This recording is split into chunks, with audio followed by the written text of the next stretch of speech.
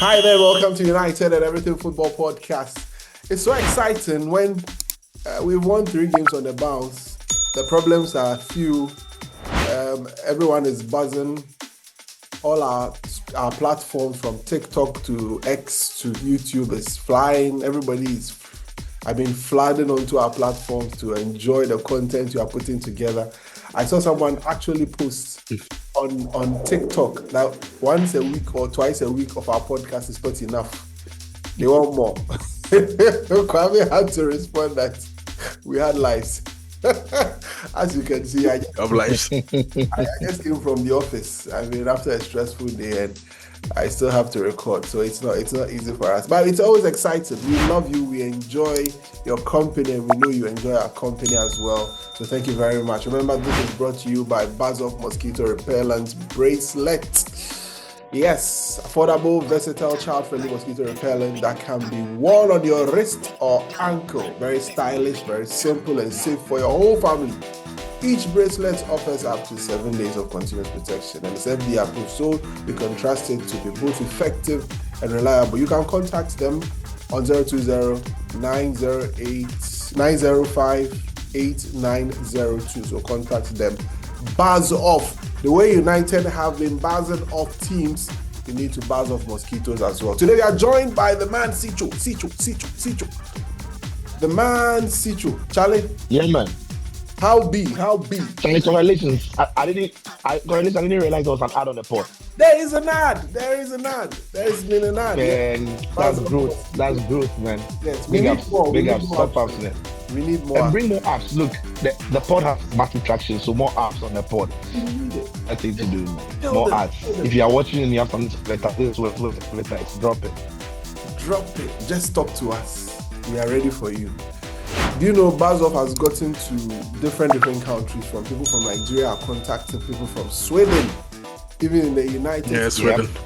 Yes. Yeah. So that's how far our podcast reached. So thank you so much. Sicho, how have you been? I've been fine. I've been good. Work has been busy, but yeah, I've been fine. I'm doing awesome. You've been throwing shades at people on X. Why? Every day you are throwing shades. This guy, they will beat you one day. No one can touch me.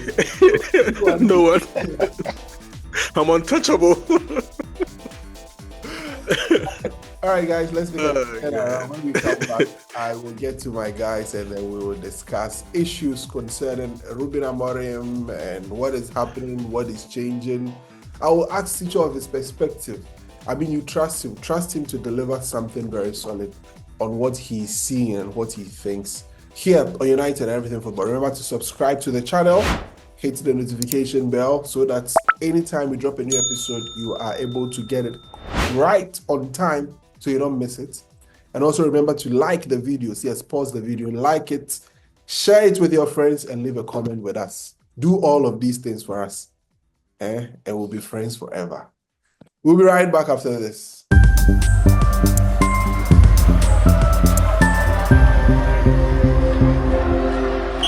All right, thank you very much. Welcome back to United and Everything Football, brought to you by Buzz Off Mosquito Repellent Bracelets. Yes, get one for yourself to buzz off things like United keeps buzzing off clubs.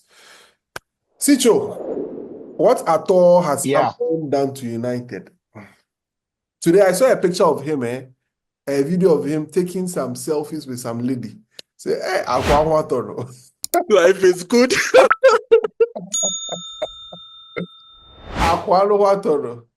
Someone said 3 weeks ago he looks suicidal, and all of a sudden, life is good. Oh God! Sicho, what has happened to Amorim? Look, I think I'll give him some credit. I think what he has realized, Amorim, is that his fixated style of that rigid system where players had to desperately be in certain zones and certain spaces throughout the game wasn't going to work. He's also realized that the team was too expansive and the team wasn't compact enough. So credit to him, he's changed a couple of things. And I think the first thing he's changed is the distances between the players. So even at the back, in the back three, it is not spread across the back line as it used to be. They are closer to each other than they were at the start of the season. And in the middle of the park, instead of the wing backs to, especially in Dogu, when Dogu was playing, for Dogu to be high up and adventurous and sometimes even inverting into the box. He's kept them in positions where they are closer at times to that midfield two than they used to be. And then the two number 10s. If you remember at the start of the season, Mbeumo was an outlet. He would hug the line high up the pitch. So there were long diagonals to Mbeumo. So we would see him stretching it. We saw him a lot of times in the game against Arsenal, for instance, that Mbeumo would hug the line. He would stretch the line. They would hit big diagonal balls to him. He's got a brilliant first touch. Sure, Man United fans won't forget that. But what we've seen now is that even Mbeumo and Matheus Cunha, who normally would start on the line and drift in, are now starting a bit closer to the box. So he's congested the team a little bit. The team is a bit more, compact, and That's the the spaces word. between the players, the spaces between the players have become closer. So they are not risking. And if you realize in the last couple of games, Bruno Fernandes hasn't had to risk finding difficult passes because the next available pass is just right around him. And when he's done that, what also happens is when the team loses the ball, they've got enough cover around the same space to try and win the ball quickly. It is not perfect yet because once anybody evades when we lose the ball, once anybody evades the first press, they straight away get through the midfield and at times attacking the back line. But the back line have also done something which is remarkable. They are made more aggressive on the front foot. So they're not waiting for the attacker to turn and face them, but they are waiting to get stuck in behind the attacker. We saw Luke Shaw do it. We've seen Dillet and of course Lenny Yoro and Leeds are brilliant at that, getting stuck into the face of the attacker. So I think these are some of the little changes that he's done. So when you look at some of the goals we've scored more recently, we've not had to pass the ball too long. We've not had to pass the ball a lot of time because the passes or the players are available in and around the same area. Quick passing and they are gone. So it is about congesting the team, making it compact so that the team can find themselves better and easier and also can defend closer or closely to each other rather than the big spaces that Bruno or his compatriots had to handle and the big spaces that Mbeumo had to cover to get into the box or Cunha had to cover to get into the box. So credit to the coach for identifying that. So far it's worked, but it must also be said that the team has been somewhat lucky in the last couple of games. But of course, you ride your luck when you're winning games. You ride your luck when you're winning games. Kwame, people seem to still fight you. Why have you been throwing shades on? Why have you been throwing shades on X? Why? I wouldn't even want to focus on that. I'd rather want to focus on what I want to talk about on the pod. So forget about the people on X.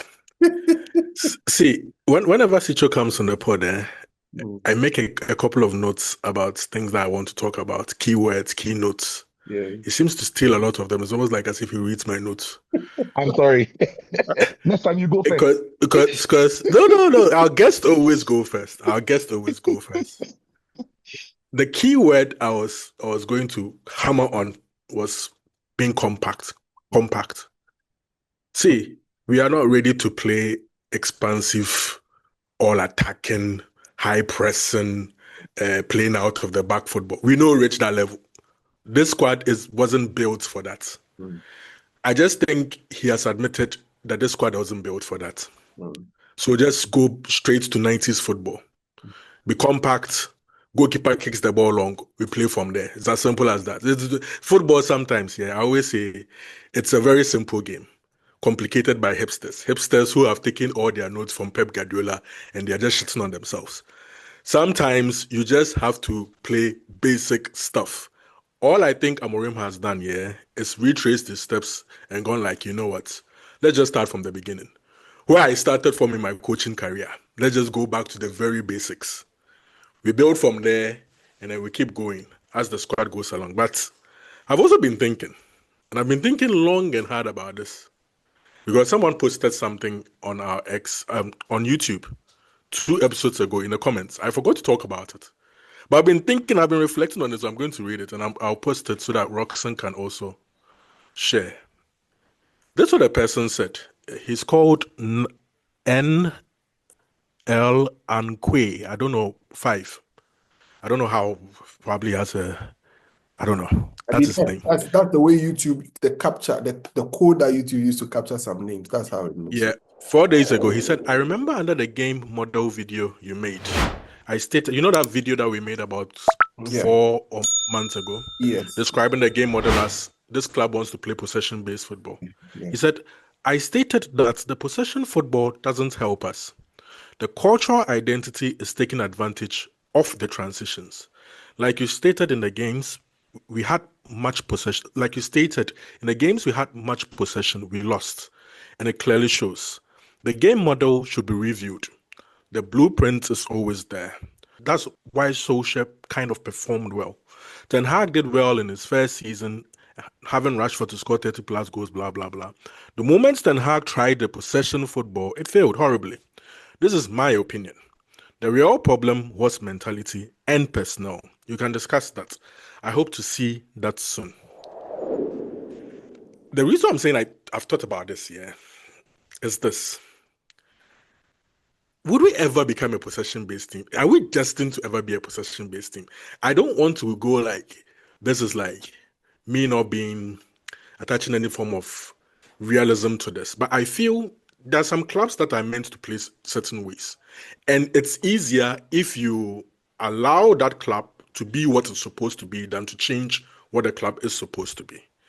Why don't we accept as a football club that we are a transition-based football club and we should try our best to be the best transition-based team in the world all the time, rather than try to morph ourselves into something that we are not.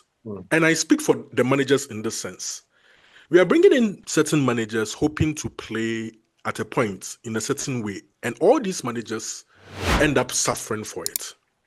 I'll start with his social example, because the social thing was after Jose Mourinho. Jose Mourinho was winning, but we complained the football was boring. Personally, I didn't have any problem with it, because me, like I always tell you, I'm old school. Football is not supposed to be so complicated. Sometimes it's just a very simple and we just. I didn't get it. But then Ole came in and was playing more of what we used to know under Ferguson. But the moment he tried in season 3 or so to try and play this whole passing out of the back, high press, there were certain elements in the team that just couldn't deal with it. That's what brought about this whole Ronaldo can't press high up the pitch talk, if you remember. And he stuck by the fact that he felt like bringing in Ronaldo, blah, blah, changed the way that they wanted to play and whatnot.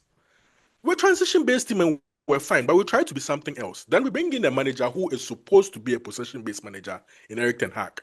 And he adapts to the team to survive the first year, playing not the kind of football that we expect him to play.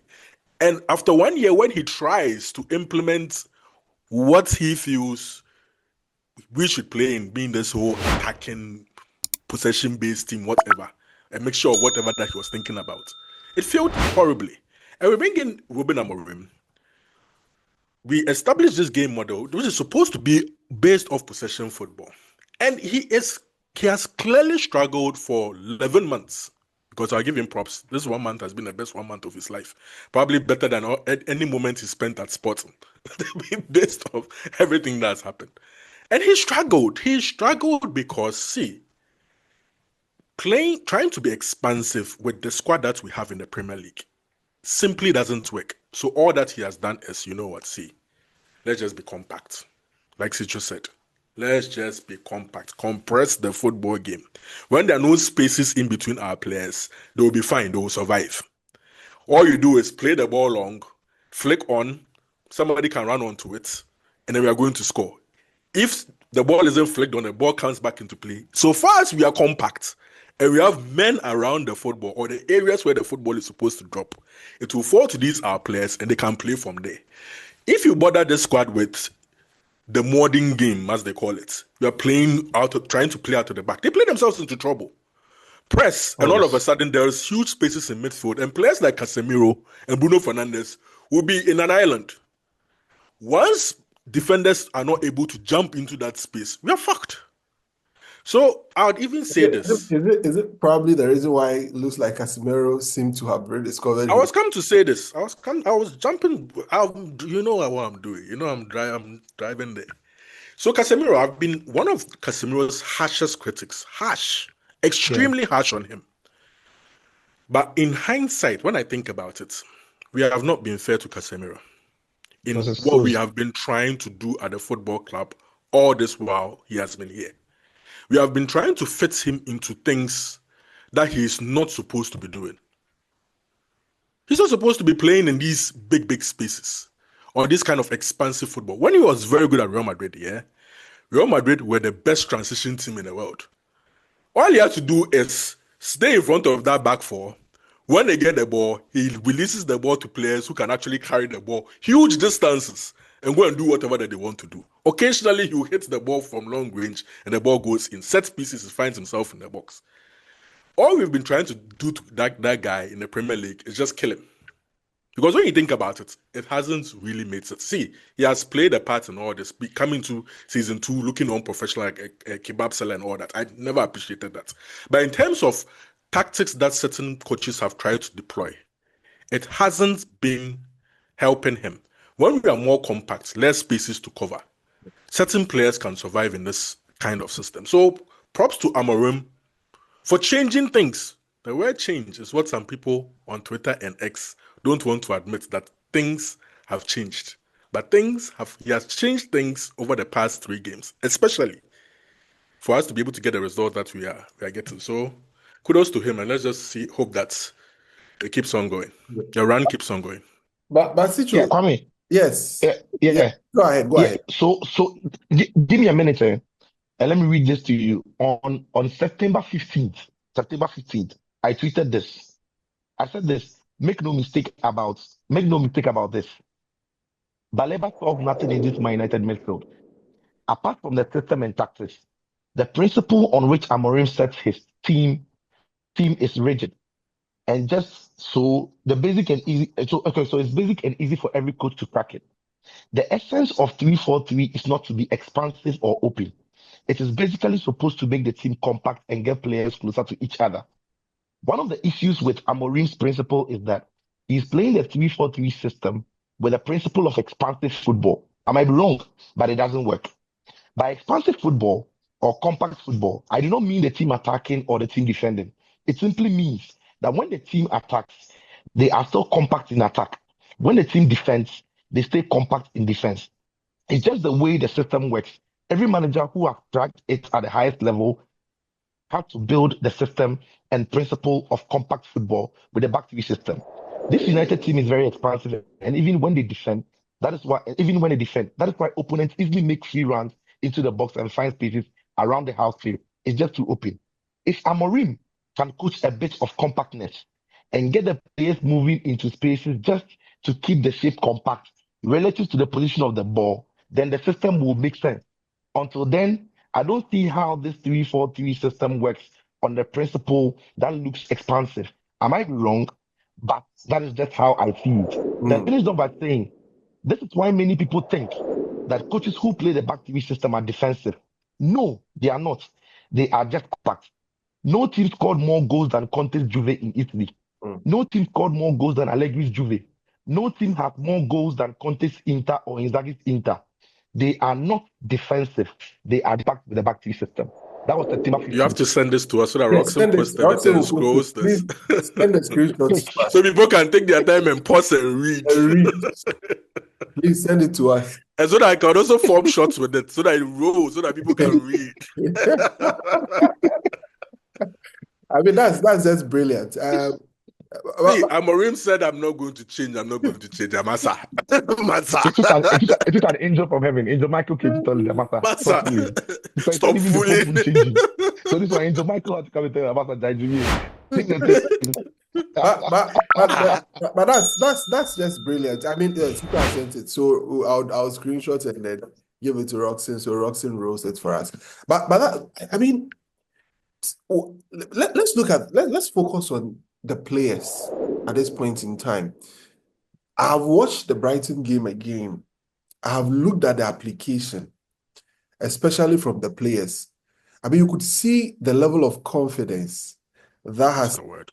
that has come up to these boys and how they are playing. And you look into their eyes, they really want to fight. I mean, Sicho, what do you think? I mean, is it the idea that players like Cunha and Bumo sort of elevated this whole confidence amongst the team and has sort of shot them into a different level? Yeah, I don't necessarily think it's a Burma or a Cunha thing. I think it's a collective, and it's for me when you've won one game, and the next game you've got is the game against Liverpool at Anfield, Mm, and against all you go to Anfield to win. It's impossible not to be confident going into games that are following up from there. yeah. So I think it is the manner in which they won at Anfield, they Mm, won the game late, for major parts of the game. What they were doing was working, and that's the thing. What Man United have tried to do recently is working. So players begin to get confident in what they are doing and in the system in which they are applying it. mm, Players lose confidence when what they are trying to do is not working. But the moment it's working and the results, because against Liverpool, we didn't see a lot of the ball. But yeah. whatever we were trying to do with those long balls, it kept hurting Liverpool. It kept hurting Liverpool. We could have been 2-0 up in the first half. And in the end, we won the game. So players are now beginning to trust themselves a lot better in the system. Key players are getting off the mark. Cunha has just scored. Mbemo has been scoring. Maguire scored. Casemiro looks like he's comfortable in the system. Bruno Fernandes, nobody really talks about him not tracking his man because there's no space in midfield for his man to run anyway. Mm, So I think the general comfort the players find in playing in the new way that the team sets up, that is edging everybody to go. Look at the backline. Like, look at Luke Shaw. Look at Dele. Look at Euro. Nobody's fighting because around you there are players trying to help. mm. Around you there are bodies that can cover up and everything. So it's just general. And key thing, our new goalkeeper, Lamens, has Mhm. brought some massive commentators speak. When a goalkeeper makes a save, commentators normally can tell you that how big is that for the team and how much confidence can they pick from that. Yeah. It means that when defenders know that behind them, they've Mm, got a wall, behind them, they've got somebody they can trust. They don't think about the what ifs. They focus on what they have to do. yeah. With Bainda and with Onana, my guess would have been that Yeah. most of those defenders were, anytime the ball went past them, they were afraid of what would happen in behind them. Shitting But Lamens themselves. is alert. He's vocal and he looks very confident. So I think maybe Courtois has also added to the confidence that the back line has, which has also cast through the whole team. Well, Kwame. Charlie, have you seen the cross that he tipped around the post? Yes. Did you Yeah. see the way he stood? The way he stood in his body posture like Courtois Pepe? I was watching the game with a friend. He said, "Oh, baby Courtois, baby Courtois, I'm picking. I'm picking. I'm thinking." Baby Courtois. And We tire, but, cause but yeah, some but baby. he's been a breath of fresh air. Yeah, Coming he really has. has really, Yeah. affected the whole team in a very positive light. Sometimes it's just players stepping in and coming in with a bit more confidence. The calmness with Yep. he's not complicated at all. I mean, he's so focused on his basics. Look at how the way Kwame is smiling Simplicity, from here. simplicity is genius. Kwame No, is, see, Kwame is let smiling me from let me here. tell you how I feel. Like genuinely how I feel. Yeah, These changes should have been made a whole lot earlier. We shouldn't have suffered for this long. yeah. Honestly, we shouldn't have suffered for this long. Mm, Whenever the argument was made that we have to change things to adapt to these players to help us to win games, people would then lazily, that's what I call it, I use the word lazily refer to things that happened in the past. mm, That, oh, Mm-hmm. we Mm-hmm. adapted to these players and then blah, blah, blah, this happened. It's lazy. Mm-hmm. Mm-hmm. Every circumstance is different. Every squad that has been built is different. This squad is almost completely different from the squad that we had about 2 or 3 seasons ago. mm. You have Mm-hmm. totally different players.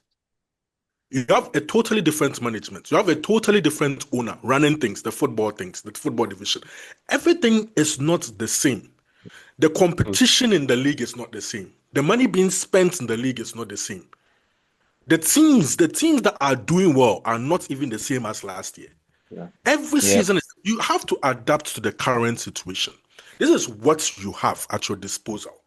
Manchester United is going through hell. I get it. I know why they brought you. I know how you got a job as Ruben Amorim. I understand it. But sometimes common sense. See, do you know how we behave? That gets to me sometimes. We behave as if we don't experience such challenges in our everyday lives. Where you may be principled as fuck. Excuse my French. But sometimes you find yourself in a situation where you go like, you know what? Let me put my ego, first of all. Let me put my principles aside and ride a storm for the greater good. Yeah. When I come out at the end of that storm, I'll be better for it. Mm. Ruben Amorim has to find a way to last long enough to implement ultimately whatever that he wants to be able to implement. And to do that, you have to win football games. Mm-hmm. How can you coach a club like Manchester United and say, because of my winning doesn't matter? And so, no. Let's all be serious here. Anybody watching the pod, in your everyday life, you experience this. Mm-hmm. Mm-hmm. So even put aside the football thing, when you have to adapt to a situation to survive at your workplace, in class, for an exam, don't you adapt to survive? Do that. So what is the back and forth here? You have to chew about to pass exams, although cramming is not your thing. Adapt. You can't remember anything Absolutely. once the exam is done. Your head is empty. You do it. Meanwhile, You you're have to going adapt into a working 100%. space. You are going to a working space and you need that knowledge, but you don't even have it. You just Yes. chewed Baba Yeah. to write the exams. Yeah. Yeah. You figure out the rest later. Exactly. You survive. Pass it. You live to survive another day. Oh, And when we come and Simple. sit here sometimes and we talk about these very basic principles of life, I'm not even talking about football today. Look how I just sound like I'm giving a life lesson. Then people are emotional. Come on. Ruben Amorim, I'm going back to just a second. I'm going back to the Twitter thing because I didn't want to do it. I came here about 2 episodes ago and told you that this coach had played a back four to start with the Sunderland game. And people were going at me. Yes. The next day, Ruben Amorim grants a Sky Sports interview and they asked him, weren't you too defensive in the Sunderland and the Liverpool game? I'm sorry, 4 days later, but a week later when we played against Liverpool, he was interviewed that, why did we play so defensively in the past 2 games? And he was like, no. We actually even played a back four in the Sunderland game. We didn't play a back five or a back three like you people are assuming. And then I refer people to that tweet and they disappear. Mm-hmm. So me, when I say it is a problem, but when Ruben Amorim says what I say, it's the gospel. It's the gospel. See, put your egos aside, right? This man has made changes to survive, and it's okay. It's fine. Same way I'll come and sit here and go like, I admit to him making the changes for us to be able to see. We all need to be on the same plane. Mm-hmm. We want to win football games. It's not about 100%. How we win them at this point. Yeah, win them. The how we all know the deficiencies in our squad. I have not come to sit here, or you have not come to sit here to say our squad is perfect. Yeah. And that's, everything should be smooth sailing. We know the deficiencies. But we also know that the squad isn't the worst squad in the world. Mm-hmm. If you are able to do certain things, you'll be able to churn results. It doesn't mean you are kowtowing to these players. Some of these players wouldn't even be there next season. You'll be bringing in more of your own players. But how do you get there to get more of your own players? Win bloody football games, get bloody results. You want to be miserable, or you've been miserable for 11 to 12 months. You want this to continue? Come on. And also, I also think that now the benefits of 1 game a week is beginning to maybe tell on the team. Players look a lot more rested. They are ready for the physical challenge. And I think now they are understanding what each other should be doing. And hopefully that continues. Because we've seen the teams that are playing the Champions League, when they return from Champions League, they're never the same. Arsenal are just very strong to track down, but they don't play as fluid as we think they can play, even after Champions League games. We've seen how Liverpool have suffered. We've seen how City have suffered. I mean, Spurs won over the weekend, but again, it wasn't vintage. And Chelsea have lost 2 games after Champions League games. So Man United have got a golden opportunity of having a shot at Champions League football with just 1 game a week, giving him enough contact time with the players to gel and understand exactly what he's expecting of them. How is this sustainable? Let me start with you, Sicho. How is this sustainable? Because that's a good question. we want to continue the run. How do we sustain that? So yeah, I already said that it's not perfect. There are still lapses. Again, I think that one of the problems for this team is still concentration. I think what they're trying to do is trying to keep the team compact. They'll even get better at it because they're going to be confident with it. They will understand each other more. We've already seen some partnership being formed. Sesko didn't score for the last time. I thought his link-up play was good. His little pass around it for the others was good. It is only going to get better. And the rest of the players will understand their roles a lot better. It's compact, they're around each other. But the key thing is not necessarily the ability. It's the mental. I think lack of concentration costs this team a lot of the time for me. And we saw it in that second half in the more recent game where a player like Sesko just lost his man, wasn't even ready for the ball coming off his man. We saw how Dogu himself also misplaced a simple pass that in the end resulted in that Welbeck, free kick in the game against Liverpool in the second half. Yeah. The moment we felt like we're comfortable, we started engaging in presses we shouldn't have engaged. Instead of staying compact, we were pushing a bit too high. Then we're getting some passes to Godi Gakpo and all of that. I think what this team has to do to improve what they have is to be compact. And United should be ready to be walking away from games with a 1-goal win, a 2-1 win. Look, when you play for Man United, there is a tendency of the fans asking for more goals at Old Trafford. But the team should know that they are not just there yet. Just understand where you are. Breathe that you are not at your best yet. So you're going to be difficult to beat. But when you score that 1 goal, teams can't get back at you. I think that's how this team improves. But concentration for me is key because we've seen too many times this team lose concentration, lapse of it, and in the end concede goals. Kwame, in 3-4 minutes, let's wrap up. How do we sustain that? See, winning breeds confidence. With confidence, you would see more fluidity. You would see players play much better. I don't know whether we should touch on what is in front of us immediately. The Forest game. We want to give the viewers another opportunity, so we'll do that. Okay. Thursday. All right. So the thing is, what I expect to see now is better combinations, more fluidity in what we are trying to do, and also I see a fluidity even in systems within games. Okay. You know what I'm trying to say? But all these things are easy to grasp when you're confident. Like, you just have to be confident in what you're doing. Know that it's the next man up. Whatever I do, I know somebody else has got my back. I believe that this player is going to go past the player. I believe this player is going to track back. I believe this player is going to do what? Once the team is winning, everybody will be confident in what they are trying to do. And Amorim himself will be able to also do some small catch. Do you know what I'm saying? This catch is needed because some small catch is what is helping us right now. But I feel at a point in time, we'll be found out.